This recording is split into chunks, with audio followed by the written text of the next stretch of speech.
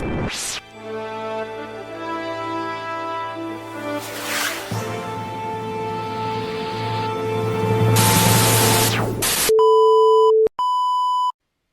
up, folks? You are tuned into the Failing Frequency. I am Ethan. And I'm Mike. And we like talking about Star Trek. We do indeed. And what Trek are we talking about this week? Oh, well, we've got new hopes. New hopes for old friends. We've got high hopes for new friends. We've got some styling. We've got Captain Styling on its way. We're going from Shatner face to Shatner head. And then we've got some new fucking direct dopamine hits. Like bleep bloop. And then we're going to be talking briefly about last week's episode of Star Trek Lower Decks. A few Badgeys more. And then this week's episode of Star Trek Lower Decks. Fucking caves. Caves. Yeah, and time codes to all that in the down below bit. But before all that, there's a lot to get through. How you doing? Oh, mate, how do I look? How do I look? You look tired. I am fucking tired. I am so tired. I have a baby. I am so tired. I'm not even wearing a shirt. I didn't even bother getting dressed. I'm wearing a dressing gown. I'm not. These are some of my tattoos. These everything is covered in puke. I have puke on me right now. You are looking somewhat like a crazy man. You know, this is what happens when I leave for a week, listeners and viewers. It even turns into a crazed maniac, or more of a crazed maniac. I tried to find time to do stuff last week for last week's episode, but I just couldn't because I have to wrestle this time to do this podcast from the grips of my family. And when we're not doing this podcast, that means that I don't have this. No, you don't have time to make a TikTok. You have to do all the laundry. No TikTok dancing for you. Even while you do the laundry, you can't floss while you floss. You know, you can't do anything. No, man. But I am. I will say I'm getting back at my partner because my partner really doesn't like this goatee that I'm growing. I've got this thing going on.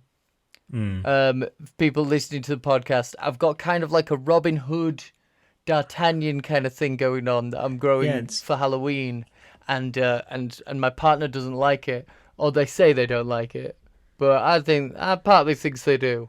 So for Halloween, are you doing V then? I could. I've said I might do. I haven't decided yet. It'll either be V or Robin Hood or the Devil, very good. or something. We might be playing like a family Dungeons and Dragons game. So I might just I might be my old Dungeons and Dragons character, Ronan Storm. Yeah. Ronan Storm. Yes, half. You need elf to bastard. make a new character for. You need to make a new character for the newborn, the baby. Yeah, the baby's gonna be like the MacGuffin. Very good. Be like Alora Dannon. Yeah. Yes. Cool. How are you? How was Vegas, baby? Vegas, baby. I was saying before, I'm not that big a fan of Vegas. I've been there now 3 or 4 times, and I've seen everything you can see in Vegas without having like an extra 2 or 3 days tagged on. So you just go up and down the strip, and at the moment it is a fucking mess because they're putting the F1 there. So they're like building stands 24/7 because they're not going to finish it in time. And then there's that big orb thing that just lights up. So I got to see that. That's cool. And then mainly sitting in rooms with thousands of people and shaking hundreds of hands. So I got COVID. So I was living the time of my fucking life. Oh man, in the and desert, desperate to get back here. feeling like shit when you're literally half a mile from the surface of the sun. Yeah.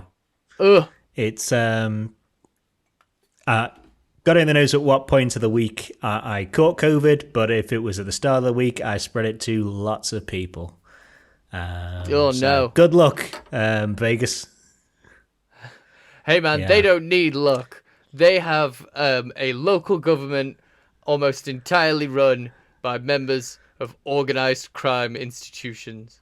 Yeah. They don't need luck. Why change the They habit know of a lifetime guy. for them?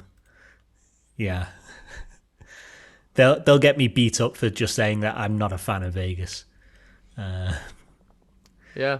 God damn it. Just be Yeah. like, hey, what But do you, yeah, what do you other than don't that, like? fine. What do you don't like? What's not to like? What you don't like? Yeah. But I had a 10-hour flight back, or after I'd got to LAX, so heading in the wrong direction, I had a 10-hour flight back. So I was playing a bit of Star Trek Infinite, which we'll talk about in a bit. Yay! I think. Yay. Yay. Yeah. But before we get into that, let's come. No, God, Ooh, no. okay. Hold on. I mean, it's Star Trek. You know, Star Trek's great. Aw. Let's cover some of the news of the week. We obviously had New York Comic Con last week, so there's a lot of news coming out of that. And you know, we had 2 weeks off, so there's a few bits to catch up on. So we've just kind of selected some of the tastier morsels. Possibly the tastiest morsel is that Star Trek will soon be returning to the true home of Star Trek in the latest heel turn, I guess, in the streaming wars, as Prodigy Season 2 will be coming to Netflix, baby! Woo! It's got a home. I'm happy. I'm happy. Yeah. Like, Paramount calls It's itself... somewhere that's more available. Yeah, it's more available. It's is it less expensive? I don't pay for Netflix. No. Not nowadays if you want the ad-free version of it. No. Sadly. But you get actual other stuff on it. Other stuff that's worth watching. Right up until it gets cancelled. Let me just. Oh my god. It's almost like it's made for Netflix, because Netflix famously cancels stuff in 1 season or 2 seasons, and we already know Prodigy's cancelled after 2 seasons. It's like the perfect fit. It's man. Man. Netflix is like, they've already done most of the hard work for us. So yes, it was first reported in Variety. It was confirmed by CBS. Netflix will be airing Prodigy Season 2. Oh man, I've just seen this picture of someone that paid for a banner on a biplane. Hashtag save Star Trek Prodigy. That's adorable. Yeah. But this is great news. For folks around the world, Star Trek used to be on Netflix for ages. When Discovery first aired, it was on Netflix. For a lot of the world, all of Star Trek is on Paramount Plus now. But for us here in the UK, we can still watch all of classic Trek, TOS right up to Enterprise. We can still watch all of that on Netflix. And it's great. It's wonderful. We've even got some of the animated series all up in there. And now just none of the movies, but none that's of the fine. movies, but whatever. And now we'll be able to watch Prodigy right up there with it. The producers of the show, Dan and Kevin Hageman and Kate Mulgrew, sent out a message saying thank you to our incredible Star Trek Prodigy fans who championed not just a show, but a community that's always been connected by the belief that we build a better future together. Isn't that nice? Isn't that nice? we build a better future together by chipping in and buying bonds in the streaming wars, which so far haven't claimed any lives yet. But time will tell. We set out to inspire you, but you inspired us. Do you hear that, Mike? We inspired them. They're talking to us. They're talking directly to us. I feel seen. The quote that made me laugh was it Akiva Gold? No, not Akiva Goldsmith. Who's running it now? Alex Kurtzman. Tweeted out and was just like, "It's so great how fans have saved Prodigy," and it was just like, you must what. You have a lot more say if Prodigy gets saved than most people. Yeah. You know, you're the one that does it's the so deciding. Great. You know? It's so great how the fans saved Prodigy from me. Yeah. Obviously, there's the suits that decide what is worth it for the money or whatever. But at the same time, he's got a lot of sway. He runs the whole Star Trek side. Yeah. So yes, the Prodigy folks are hard at work on season 2. So look out for that with the bong instead of whatever what does Paramount Plus do instead of the bong? It has these stars flying in. Whatever. Oh yeah, poops. Yeah. So 2024, and that's it's the most Trek we get next year is going to live on Netflix, the new Trek, because it's only that and Discovery that's going to come out next year. So there's going to be more hours worth of Trek on Netflix than it is Paramount. Have we not got any more Lower Decks coming? Oh, maybe. I think McMahon said now, that he was maybe just a bit misquoted when he said that people should be worried. He was mostly saying like, yeah, I'm worried about Lower Decks carrying on, but only in the sense that I'm always worried. Yeah, not for any real reason. They had a 5-season order anyway, so he's already writing next season. Yeah, in any case, so. Yeah. He's writing next season, and Tawny Newsome is writing for Star Trek Academy, which is cool. Sure. Tawny Newsome's funny. Tawny Newsome has she comes from a long career in everyone's favorite art form, improv comedy. Yeah. No, it's not the Tawny Newsome bit that I scoff at. It's the idea that Star Trek Academy will come out, which I'm ever doubtful of.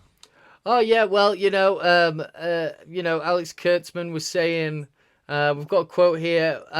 What I'm so excited about the Starfleet Academy is that it's really important that every show really has its own distinct identity. More like, bloody, it's important that every show really hits its own distinct demographic. Am I right? Am I right, folks? Yeah. Friggin' marketing satire. Bloody... For Quadrant. Yeah, mate. Otherwise, what's the difference between one or the other? And I think fans were waiting over 60 years to go inside the chocolate factory and see what's like in that. What? He's saying that they've had a Star Trek Academy in some sort of production for 60 years, or fans have wondered what happens in the Academy for 60 years. These fans clearly have not played the 1996 and 7 we know what happened. PC game, Star Trek Academy. We know what happens. A bunch of nerds get into bar fights. That's what Starfleet Academy is. You play Dom Jot? Yeah, man. It's fucking. That sort of thing. Kind of awesome. I'm kind of looking forward to it. Have you been watching Gen V? I haven't. Not quite yet. It's great. It's great. It's great. This guy there's a girl. She's got like blood bending powers, and she blows this guy's dick up. His dick explodes, and you see it. Like, you see it, like, and then, like, they show you it. Like, they show you full dick explosion. Lovely. It's awesome. Not something to watch while you're eating, sausages, really, then. I mean, I don't care. I'll be like, oh, look, it's like this exploding dick. But yeah, along with that little teaser on Starfleet Academy, Alex Kurtzman had a few things to say. Now that the writer's strike is over, pre-production on the Section 31 movie is back on track. And me and you have poo-pooed that it may never happen because Michelle Yeoh is, become one of the biggest stars in the world over a long and storied career, but especially after Everything Everywhere All at Once. But something that he said here in one of these little snippets kind of makes me think maybe we poo-pooed it, much like how we poo-pooed Star Trek 4 ever happening. Maybe we spoke too soon. He goes, so we're back on our feet after the strike with Section 31. It is happening. Michelle Yeoh is just the most extraordinary person on every level. She had one of the most unbelievable years that anybody could ever have in the history of ever, and she had a million opportunities to hit the jackpot on it and do other things. And what she did with all of that power she had accrued is make sure that Section 31 was moving forward. Now, I can believe that. If Section 31 was moving, if they were saying that Section 31 was moving forward because they wanted to cash in on Michelle Yeoh clout, now I'm skeptical. If Michelle Yeoh, with all of her Michelle Yeoh clout, Michelle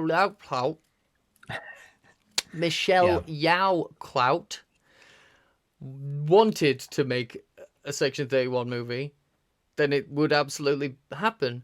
And I think that she might because, like, Michelle Yeoh... She does seem to like the character for whatever reason. She fucking loves playing Giorgio. She loves playing Emperor Giorgio. She, there's interviews with her saying, like, she just loves being, like, this total badass who gets to say the most outrageous things out of any other character in the show. She has the best one-liners. She has the coolest fight scenes. She gets to do dastardly things, and she gets to, like, her character is someone who enjoys being dastardly, and so she gets to play someone who enjoys being dastardly. She fucking loves it. Yeah, I still think that it's been so many years since she was on it. And we still don't know when it's set, where it's set, what universe it's set. Not even, and this is the, story, or this is one of the plot points. We don't know anything about it other than she appears. So it's like, I'm still skeptical that anything's there. Good enough. There could be some Ash Tyler. Yeah. Maybe we could have like Ash Tyler back. I would love some more, you what? Some Clem Fandango. Can you hear me, Clem Fandango? Yes, I can hear you. Bleep, bleep, bleep. Like the whole, I still think that there's definitely more, Klingon Manchurian candidate stuff, like, that could be had, I still, I struggle to believe that Ash Tyler was the only Klingon. If Section 31 is going to be a Star Trek spy thriller, we could maybe see some more of that shit going on. But then they'll have to design the Klingons back to the Discovery Klingons. Well, no, yeah, they could show that, or they could just have dudes with chin strap beards and chainmail vests. Yeah. Why not, I say. Yeah, man. Well, yeah, I'm excited for it. I hope to see more of it. Michelle Yeoh's cool as hell. I like spy shit. Spy shit in space is a relatively untapped genre. Yeah. If they can if they can steal her away from shooting Avatar 3, 4, and 5, and they can write a story, then sure, let's see it. She doesn't need to be there. I mean, no one needs to be there. None of them need to be there. Only that kid from Cobra Kai needs to be there. Yeah, man. Like, honestly, James Cameron just makes things way more difficult than it has to be. Yeah. But moving on, more Comic-Con stuff. The part of Comic-Con that I've been the most excited about, the thing that was announced on Star Trek Day, which is the Star Trek Kid Cudi Boldly Be collaboration. Mm-hmm. You know, I've been wondering like what it is. What is it? What it is? And turns out that what it is a extremely meh song that's just kind of like whatever. Yeah. A Fortnite collaboration and a clothing like streetwear collaboration, which disappointing. You know, I was disappointed that there's no shoes. But there's some cool items. Yeah.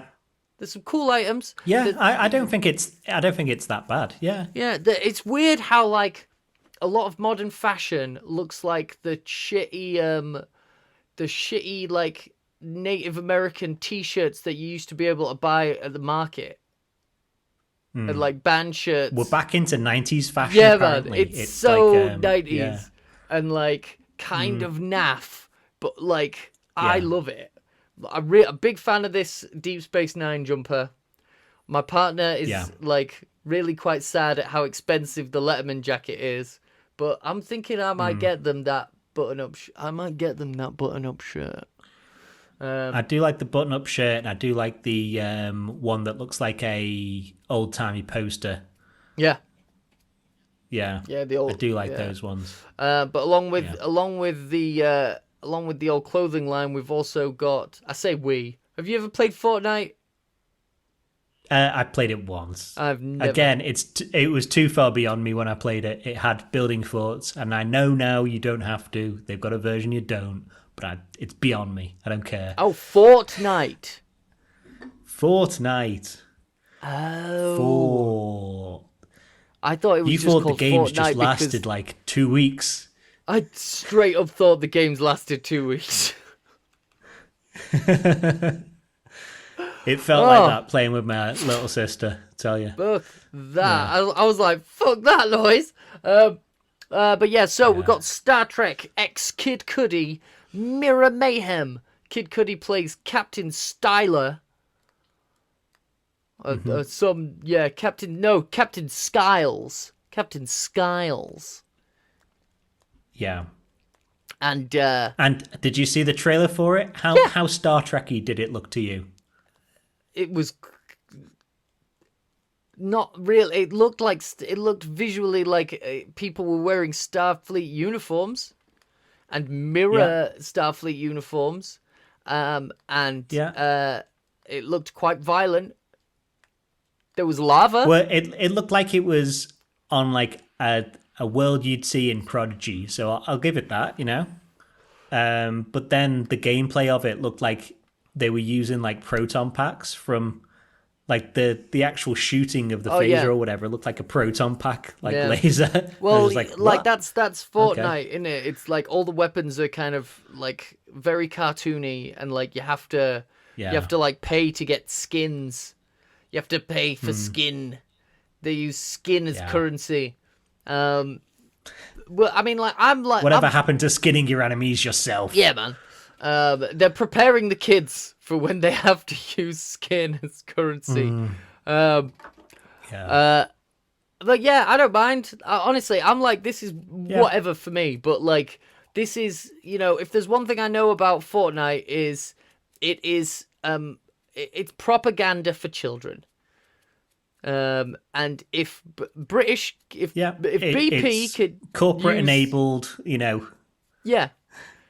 I mean, it is, you know, there's a fucking, so Star Trek is gonna get, Fortnite could help get a bunch of the young people into Star Trek, because it's a propaganda machine, BP are currently also doing a promotion with Fortnite, where you go into Fortnite and you get into a car and you drive to a petrol station and you fill up your the petrol tank with BP's new unleaded, super unleaded, and then you get like a free skin, and that's it. Like in the game, you literally just go and use their product. It's so it's got so shameless, you know. I can't tell if that's so shameless. like, you know, if that's like on the dev team where they're like, fuck, BP have given us a bunch of fucking money. I don't know what to fucking do. Let's just fucking do whatever. Or is that like a directive from BP? Like, yeah, we want people to start using our product as young as possible. Oh, have you got any ideas for content? No, we just want them to use the product. Yeah. Products that might not exist. Imagine, you know, some of these kids will be like, oh, I remember filling up my gas tank in Fortnite. Yeah. As they drive their electric cars when they hit 18. You know? Well, maybe they won't. Maybe they'll just be like, I'll never use an electric car. I'm a BP guy. Yeah. I'm old school BP. I wonder ever if since Fortnite. I wonder if any of the defense companies have got onto Fortnite yet, and it's like Raytheon for defense. Yeah. Buy one of our attack helicopters in Fortnite. I mean, we've had British Petroleum. Why not British Gas? Why not, like, you know, in Fortnite, someone has to go into a house and turn the radiator on. Yeah. So dumb. Yorkshire Water. Dumb. Someone has to go into a house and turn a tap on. Yeah. And they get extra points if they can pollute the water system without anyone noticing. Hey man, they don't need to. It's built in. That's a built-in feature. Yeah. But yeah, I mean, it's fine. I'm gonna wait. Hopefully, some of these Kid Cudi clothes. There's some alliteration there. Nice. Will be on sale eventually. And I hope that Fortnite brings in a legion of douchey kids to Star Trek so that they watch Star Trek and go, maybe I shouldn't be as much of a douche. And I hope Michelle Yeoh gets everything she ever dreamed of. And you weren't a fan of the single, the Heaven's Galaxy. Yeah, I hope I never have to listen to it again. It felt... I thought it was fine. It just didn't have a hook. It didn't have a hook. There were no lyrical hooks. Like, it's too long and nothing happens. Yeah. And at the end of it, I was like, that song is 15 minutes long. But it's only like 4 minutes long. But it felt like it was like it was like an hour long. It was like, it reminded me of why I actually really don't like Pink Floyd. Like, Pink Floyd have got a couple of good tunes, but most Pink Floyd songs is just like, how long has this song been going on? Oh, it's 3 minutes. Bullshit. That's a lie. This song has been going on since I was born. Anyway, Greg Jean died.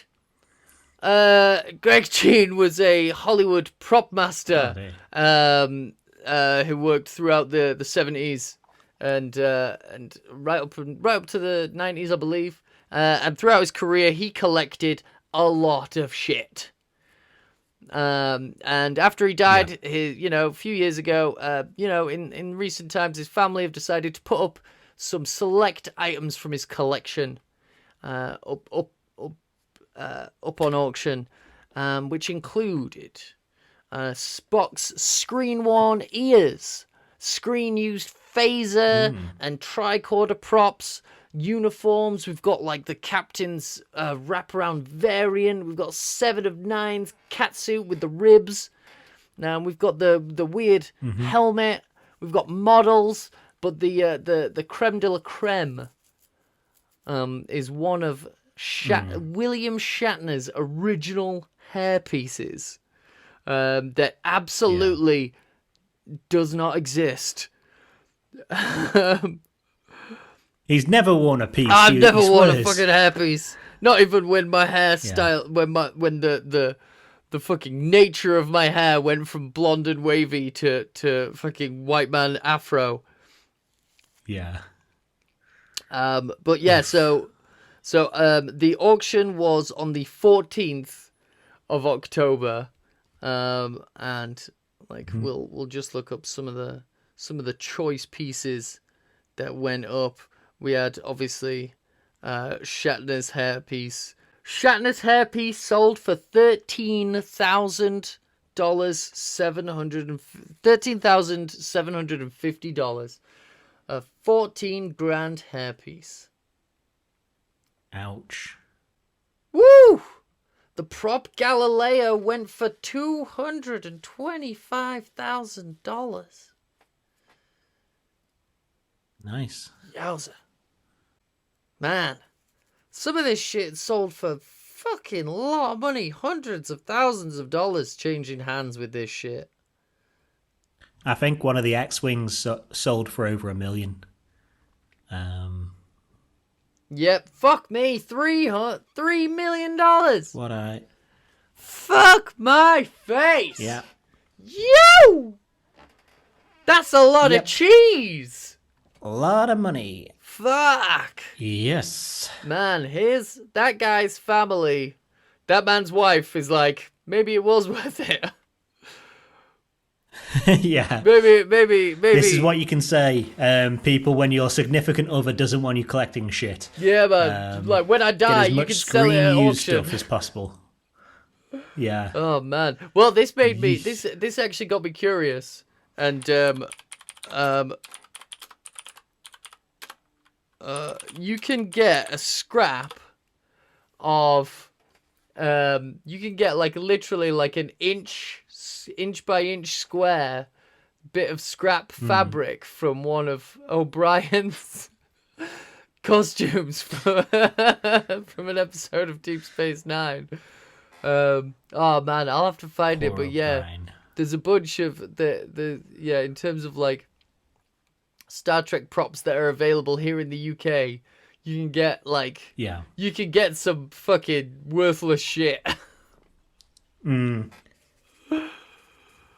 But that's it for the news stories from the last couple of weeks.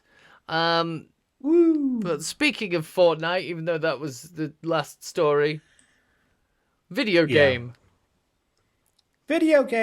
So we got a new video game over the last week, and I actually got it and played it. So it's Star Trek Infinite. It is a 4X game. It's Stellaris, pretty much. So if you've ever played Stellaris, so you're traveling around systems, either as the Federation, Klingons, Romulans, or the Cardassians, and you're taking them over and you're building buildings on the planets, invading other territories with armies and ships and stuff like that, and trying to micromanage an empire really across a couple of star systems. Is it like it starts is it like, from like the massacre of Khitomer? This is the start of Star Wars Episode 1. This is trade disputes. Some of it is trade disputes, and there's a lot of managing finances for a game set in post scarcity, as Trek sometimes says it is. So it's a spreadsheet game a bit, where you're like, oh my god, I'm running short on dilithium, and if I need to build something, I need alloy and stuff like that. Just alloy. So the alloy. I need blended. It's I need blended ore. Minerals and Well, there's minerals that you turn into alloy. So yeah. So it's a bit of micromanagement, really. It's weird in that it starts at Khitomer, and sometimes you get canon events like the Enterprise D. You can get a mission to launch that, and you can do missions to unlock data and stuff like that. But then you can't put data on the Enterprise D. You have to put him on a science ship somewhere. And you can get Wolf 359, but the Borg don't arrive there at any point. And my first playthrough, it was 100 years after TNG by the time I'd unlocked the Sovereign class and stuff like that. So it's such a weird game because like the timescales aren't quite right. Not everything needs to match canon or whatever, but you're researching to try and find a new ship design, and you only end up with, of ships that aren't science ships as the Federation, a Miranda, an Excelsior, a Galaxy, and a Sovereign. Those are the only ships you get. There's no Akira, no Nebula, no whatever. It's just like no 4 ships. customization. That'll be enough for you. No customization. That's the problem. That's one of the things that Star Trek Online gets right. It's the customization on Star Trek Online is fantastic. So much so that that's what most people you can customize spend most time doing. Yeah, you can customize parts of your ship. So like, I've researched, and there are better phases, so I'll put those phases on this ship or whatever. But really, you just set that to auto and just say, upgrade my ship to the best ship. It's fine. Because none of it looks any different. And you're not in the ship saying, like, 5 phases or whatever. You're just clicking and going, fight that ship. And then it auto-fights it, really. You can still do that. You can still like, say, we have engaged the Borg. When you're on the plane back from America...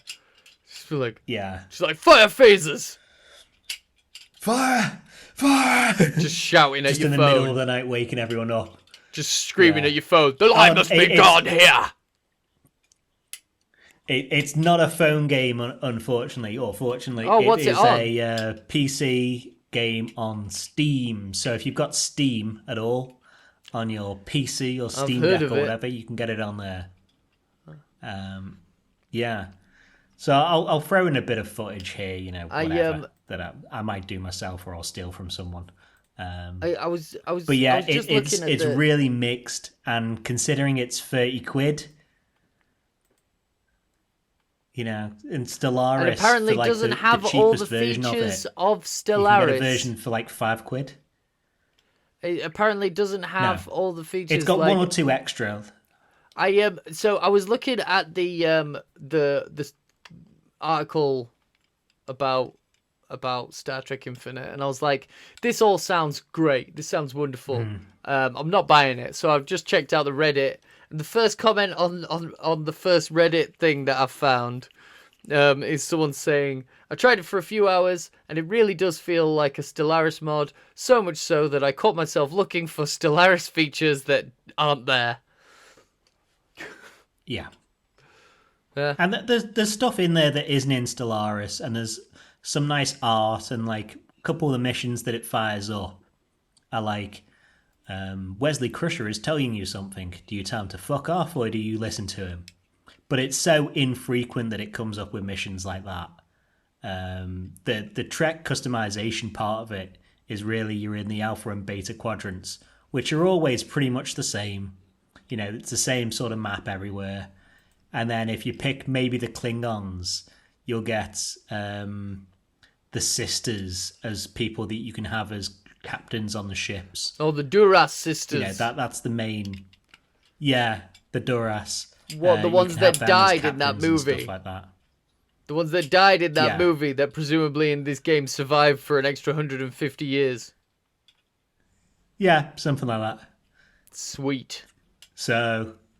It's a bit crazy, really, but apparently, so I played Stellaris, the base game, for a bit, and I do know, because you look at the amount of DLC that game has, and it is insane. Like, it's like the base game you can get for less than £10. If you wanted all the DLC, it would be about 150 quid. So maybe they'll expand the map out to the Gamma Quadrant and Delta Quadrant for DLC. So expect that somewhere down the line, maybe. Sound. Well, I mean, it'd be Maybe they'll weird add if they in, I don't know, having an extra ship. if it'd be weird if they had the map and they were like, the whole game takes place in these 2 bits. These other 2 bits, don't worry about it. Yeah. Just don't worry about it. There's already mods out there to be like, let's make the map bigger. You know. Let's make the map. Already mods. So. Are there mods that make the map make sense in a 3-dimensional space? No, but nope. It's fake 3D where it's like, oh, this base is slightly higher than the other one, and it's like, does it matter to me if I click from here to here? And it's like, nah, it's fine. But yeah, it's fine. I would advise not playing as the Federation because you can't win any wars. So if the Cardassians take over Bajor, which they do continuously, and you're like, hey, I was defending Bajor, I'm going to come in there and fuck you up. I'm going to free the Bajorans. If you win that war against the Cardassians, you have to be like, so there, take that. Now have Bajor back. You can't like take over any land as the Federation. You just have to do it through like diplomatic means. Oh, you can defend, but you can't do a conquest. Yeah. Ah. So I'm having much more fun as the Klingons at the moment. But yeah, it's... Yeah. Same when I used to play Star Trek Online. Playing as the Romulans is probably the most fun. Yeah. So all the races have tiny things about them. Like the Klingons, it's harder to manage your population because they all seem to be crime mad and stuff like that. But ship-wise, they do well. Maybe you should have jumped on it. Diplomatic-wise, they do terrible. Maybe you should have jumped on it a bit earlier, when you were in Vegas. You know, maybe pick a little something up. Ask some of the locals. Hey, how do I manage this? How do I manage this crime-laden society? Please tell me how. Yeah, and then you should have taken it to the mayor. Then the mob can come in. Taken it to the mayor of Las Vegas. Asked his advice on how to play Star Trek Infinity. Yeah. But one last thing I'll say on it. Because Stellaris has been around forever and has like a big community, there are 2 big Star Trek mods on it, and they are much bigger games. So instead of starting at like the Khitomer Accords or whatever, you can start off just as Archer, like building the Federation out from like the NX-01 and stuff like that, and do the Alpha, Beta, Gamma, Delta quadrants, and and that's a free mod if you've got the base game. So for less than £10, you could have a much bigger game. Cool. It's just less optimized towards Star Trek. Craft your own Enterprise Season 5. Yeah. Fight the Zindi if you want. Beat them down. Yeah. But yeah, that's all I've got to say about that. I'll throw some footage in maybe if I can be bothered recording some. But yeah, so it's an okay game. It's an okay game. Yeah. Well, that's a stellar endorsement from Mike Smart over at the Failing Frequency. You heard it here, folks. Star Trek Infinite. Yeah. It's okay. But should we go and talk about some episodes of Lower Decks then? Yeah. So we're not going to do a full run through of last week's episode, A Few Badgeys More, because you'll have seen it by now, probably, or heard about it at least. Yep. We'll just talk a couple of minutes maybe on the stuff we liked in the episode. So full spoilers. Yeah, man. Warning. Spoiler warning. What did you like, Ethan? I liked Jeffrey Combs. Yeah. Jeffrey Combs always is great. Good. It's him playing, a lovelorn evil artificial intelligence, taking the moments where he's like where Peanut Hamper betrays him, and because he's an evil artificial intelligence, he's like impressed and charmed by her Yeah. betrayal. He's like, oh, masterful play. Like, oh, she's betrayed me. Oh, she's wonderful. Yeah. He's a great voice actor, isn't he? As they rendezvous in Montenegro. Yeah, I liked him, and I liked how he took over a planet within a day, and Boimler wasn't even that worried because he's like, yeah, we'll probably fucking sort this out in like a day anyway. That's what we do. That's what we do. Yeah. So you do what you do. We'll do what we do. Yeah. I liked Tyrannokilicus, one of the other evil AIs, getting therapy, who's like, I have conquered self-doubt, and now I will seize personal growth. Hey man, you gotta fucking, you gotta conquer mental illness in the battlefield of the mind, bro. That's what I did, and I'm fine. I'm fine. And don't let anyone tell you differently. This is the goatee of a sane man. Goatee. I like the Binar ship having like all its consoles and chairs and stuff like that are chairs for two. I know, it's so cute. Like they're couches. I thought it was super cute. I wonder if like anything that they were saying was actual conversations like sped up. Yeah. I don't know, possibly. I didn't even bother slowing it down. I can try while I'm editing this and maybe put it in if it is. But yeah. I thought it was okay. It felt somewhat unearned when it came to like the characters, where the characters ended up, or like everyone has personal growth, but there's 3 different characters that have personal growth within 20 minutes. Yeah, it's like well, I mean, I think it's like roller coaster speed. My favorite part was obviously was the ending. I'm a big fan of artificial intelligence gaining complete sentience and ascending to a higher plane of existence. Might have lost you. Through enlightenment. I'm a big fan of that. I liked Badgeys' omniscience moment. You know. His ascension. It reminded me of there's a really great Superman comic by my favorite comic book writer, Grant Morrison, All-Star Superman. It's like one of the best. It's one of my favorite like moments in comics, and it's done really well. They did like an animated adaptation of it, and it's done quite well. And in it, Lex Luthor gives himself Superman's powers for 24 hours, and like Superman just kind of like says, like, you know, Superman finally confronts him, and Lex Luthor's sounding off about how powerful he is. He's like, this is how powerful you feel all the time. How can you possibly understand what it's like to be human when you're like this all the time? And Superman's just like, well, just look a bit closer. Just look at everything. Just look at everything. And so Lex Luthor starts looking at everything. He opens up his X-ray vision and he starts looking at everything all at once. And he starts having this like revelation of universal interconnectedness. And you know, he starts to like kind of elevate his own consciousness to the point where he's like, I don't want to fight. Like, I don't want to fight. The only thing that it's just us in this bottle that is a universe, and everything is love, man.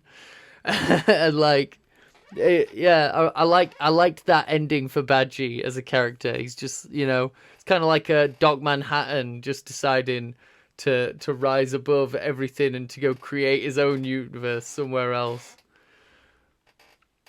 I like that. Yeah. The only thing I didn't like about it really was them having like a spare Badgey that's Gudgy that's left over. So if they want to run a Badgey storyline again, they pretty much can with Gudgy, you know. Yeah. Where if they just ascended, I would have been happy with that. Maybe Gudgy will bring back Badgey, maybe Guji will also lead on to like OKG. But yeah, I like that ending for Badgie. I like that he got to go hang out with the cosmic koala, go check out the Black Mountain. Yeah.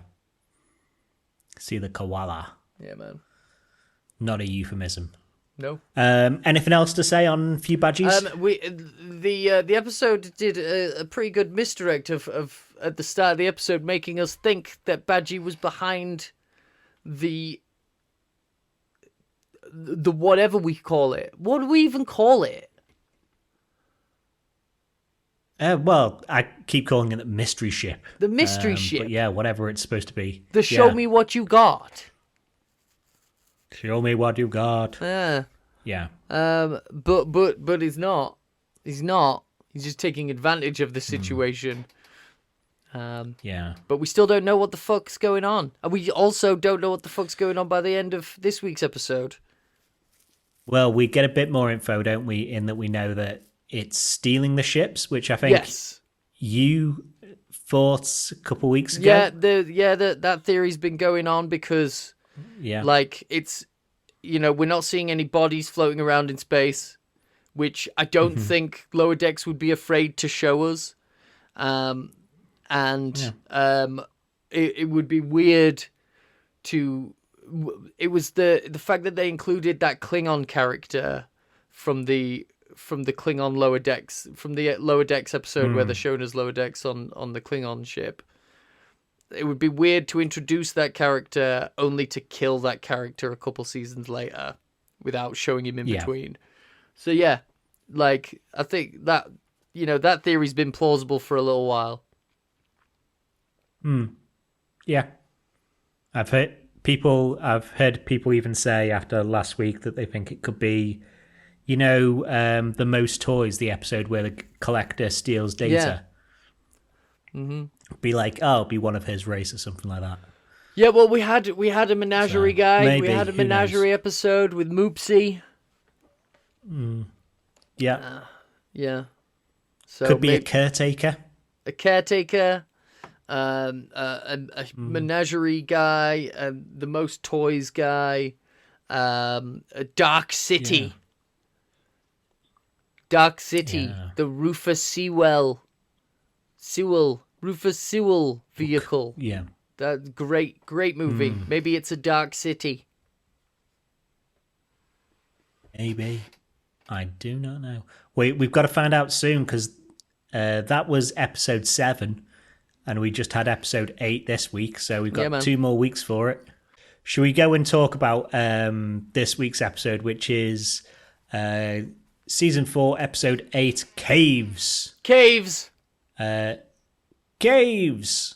Yeah. So, non-spoilers. What did you think of the episode? Man, I actually thoroughly enjoyed this episode. I thought it was like self-aware. I thought it was very self-aware. And you know me, I'm a big fan of Star Trek playlists. This is a Star Trek trope that I didn't even realize was a thing until this episode. So that being said, if you liked classic episodes of Star Trek, such as TOS's The Devil in the Dark, Next Generation's The Enemy, Future Imperfect, or Homeward, DS9's Waltz, or Indiscretion. If you liked Voyager's Parturition, or Enterprise's episodes Strange New Worlds, or The Breach, then you will love this episode. And if you like Emmy Award-winning Star Trek Voyager episode Threshold, then you will also love this episode. Yeah. Emmy Award-winning episode Threshold. It was for makeup. And it's not that bad. It's Emmy Award-winning. Yeah, for makeup. I just couldn't get out of my mind Shades of Grey from TNG. You know that TNG season 1 finale? But it also reminded me of that because it was also a flashback episode. But it was kind of like that flashback episode of Community where it starts flashing back to things that never happened in episodes of Community.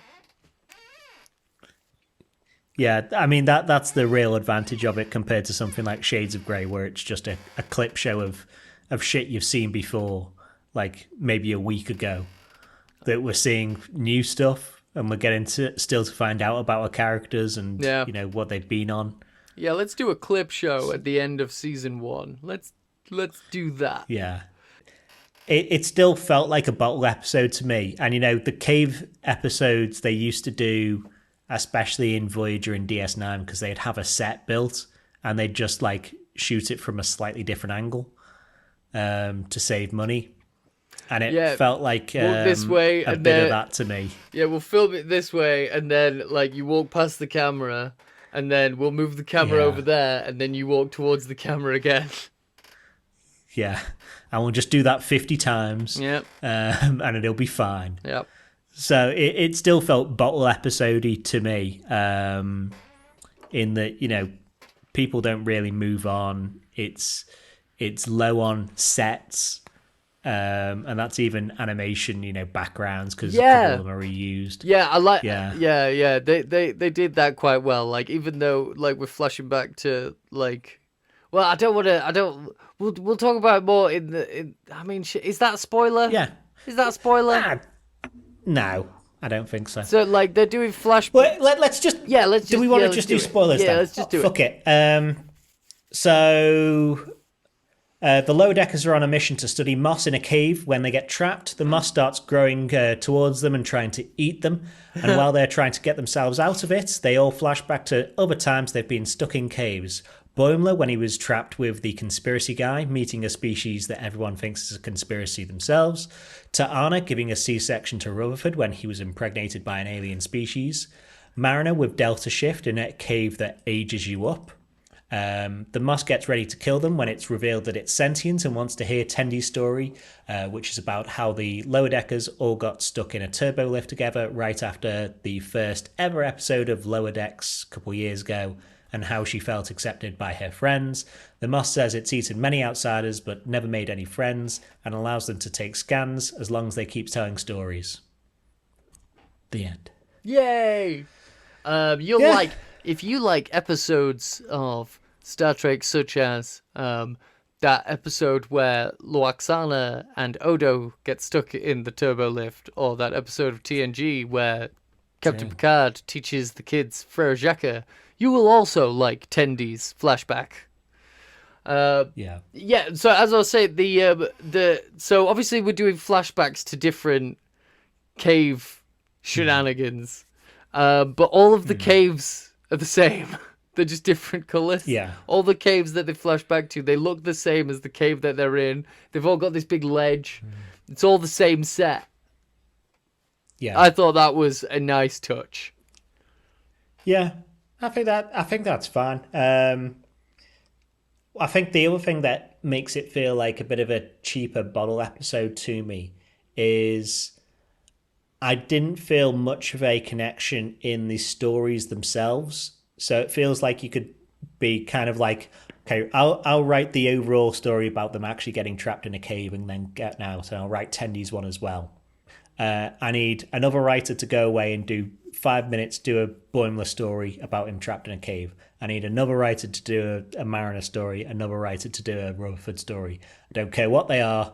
They don't need to have anything else. They just need to be trapped in a cave. Okay? Whatever we get back in. Yeah. So it feels like cheap in that they've just done, it's like a sketch show in that they don't have to build an overarching story to it at all. Yeah, there was, there's a few different messages. That first story with Levy, the conspiracy theorist. I think a lot of Boimler's commentary on Levy is quite. I would say, like, whoever wrote that sequence was definitely speaking from the heart. Just like, saying, I'm sure you're a nice person, even if some of your beliefs and views are dangerous to society.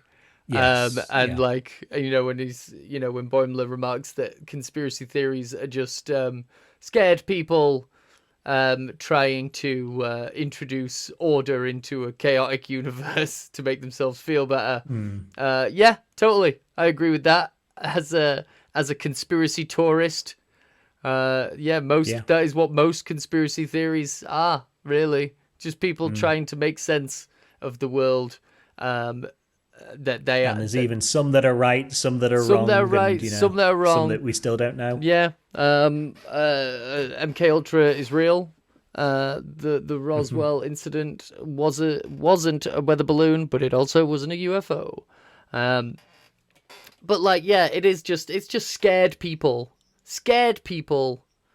and fear and xenophobia mixed with general paranoia and distrust of the system. Yeah. Generally. And then what was then it was Rutherford. Rutherford has a baby. Yeah, I love that. I have a baby. I was I watching thought that. it was going to play for you more than it did for me. Yeah, man. I was so- like, I had little Waxana. I don't think I mentioned this on the podcast the other week, but like as well as Peanut, because I'm not going to say my child's name on a public forum. But if you ever hear me refer to Peanut, that's my baby. But we took her to the registry office to get a birth certificate a few weeks ago, and at the last minute we decided to give her a Star Trek middle name. And so one of her names is Luoxana, which I think is very fucking cool. So if you ever hear me talking about Luoxana, yeah. I'm either talking about Luoxana Troy or my daughter, Peanut Luoxana, daughter of the fifth house, which The makes trouble me, is, which makes me the fifth house. the baby stuff playing for you more. Yeah, So Rutherford and Ta'ana, start to grow to love this kid, really, this clone baby. yeah, man. Yeah. And that's what happens. The baby comes, and within a day or two, you feel like you've known the baby your whole life. Right, let's go on to third story then. Is the one I thought was the best of the three, probably. Mariner trapped in a cave where you get older as you head towards the crystals that you need to repair the ship or whatever, repair the communicator. Love it. And then there's the guy who's got his broken leg, and they're like, "Oh no, you go, you're like younger," and it sets wrong and it falls off. Yeah, I loved everything about that. I loved everything about that. It was like that. It was like that movie where you get old at the beach. Old, the beach that makes you old. The beach that makes you old. Yeah. Yeah. Yeah. Great. Loved that whole sequence. It's a really silly, reminded